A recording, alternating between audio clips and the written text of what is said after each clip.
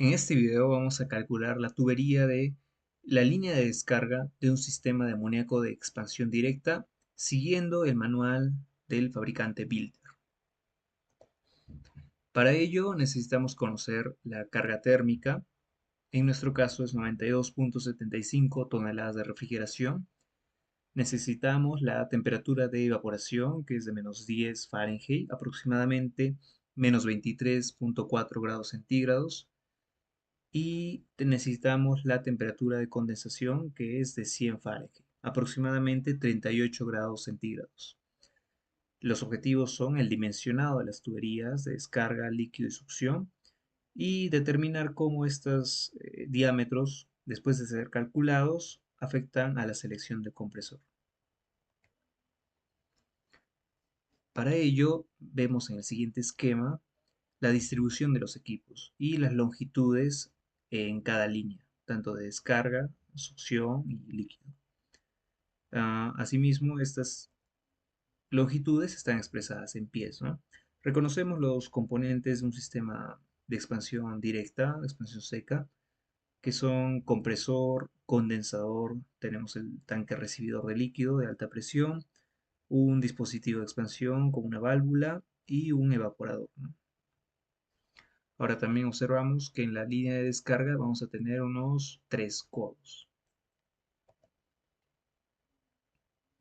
Lo primero que tenemos que hacer es calcular el flujo másico del sistema. Para ello necesitamos conocer la temperatura de evaporación, que es menos 10 Fahrenheit, y la temperatura del condensador, que es de 100 Fahrenheit.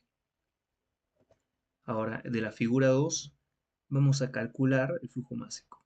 Primero identificamos la temperatura de condensación, que son las líneas oblicuas, 100 Fahrenheit. Luego identificamos la temperatura de evaporación, que es menos 10 Fahrenheit.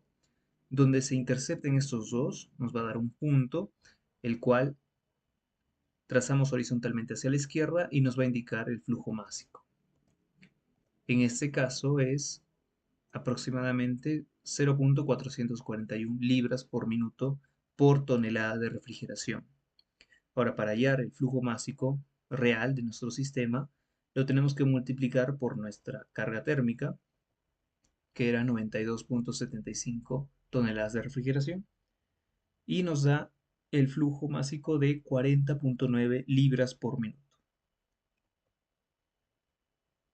Ahora, de la tabla 2 vamos a calcular el diámetro de la tubería. Para ello, primero necesitamos identificar una caída de presión con la que vamos a trabajar. Tenemos medio PSI, un PSI, 2 y 3 PSI. Esto, del otro lado izquierdo, tenemos los diámetros de la tubería y tenemos que evaluar cuál es el que nos brinda una carga térmica similar a la que tenemos en el sistema, ¿no? Por ejemplo, tenemos el diámetro de 2 pulgadas y media, la cual nos brinda una carga térmica de 98.5, el cual es muy similar a nuestra carga térmica y por ello vamos a seleccionarlo, ¿no? Estamos trabajando con una caída de presión de 1 PSI, lo cual es lo recomendado, entre 1 y 2 es lo recomendado. Ahora, en el paso 1 hallaremos la caída de presión en la tubería. Para ello vamos a usar la figura número 3 del manual. Primero, en la parte inferior, identificamos el flujo másico, que era 40.9. Trazamos una línea vertical que intercepte a la línea oblicua de diámetro de tubería, la cual era 2 pulgadas y media. Desde este punto de intercepción, vamos a trazar una línea horizontal hacia la derecha que intercepte a la línea oblicua de temperatura de condensación. Desde donde intercepte, vamos a trazar una línea vertical donde nos va a indicar cuál es la caída de presión. En este caso, es 0.86 PSI por cada 100 pies de longitud de tubería. Como nosotros tenemos 45 pies, multiplicamos estos valores y nos da una caída de presión de 0.387 psi. Ahora, de la figura 4 vamos a calcular de una forma muy similar la velocidad del flujo de refrigerante. Primero identificamos nuestro flujo másico, 40.9. Trazamos una línea vertical que intercepte al diámetro, 2,5 pulgadas. Desde este punto trazamos una línea horizontal hacia la derecha que intercepte a la temperatura de condensación, que es de 100. Y finalmente trazamos una línea vertical, la cual nos va a indicar la velocidad del refrigerante, que es aproximadamente 41 pies por segundo. Ahora, en el paso 2 vamos a calcular la caída de presión por accesorios y uniones. Conocemos que la tubería es de 2,5 pulgadas y vamos a trabajar codos de radio amplio. Entonces, en la tabla 3, la cual es esta, identificamos dónde se encuentra nuestro diámetro, la parte que son referente a los codos. Se trata de un codo soldado, por eso es welded, y hallamos el valor del factor K, 0.24.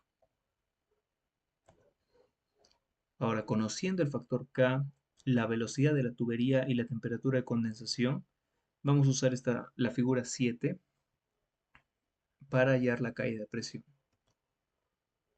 Identificamos primero el factor K, luego interceptamos con la velocidad de 41 pies por segundo y llegamos hasta esta línea intermedia que nos va a permitir el cambio hacia la intersección con la temperatura de condensación, que es de 100.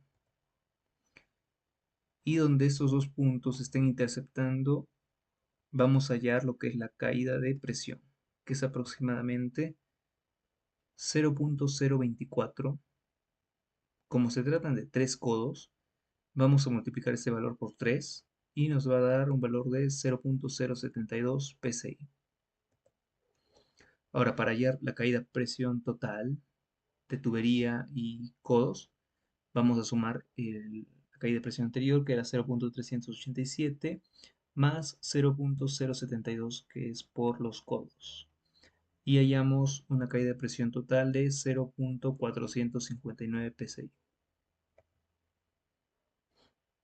Ahora, en el paso 3 vamos a hallar la corrección de temperatura o penalidad, de acuerdo a la caída de presión, ¿no?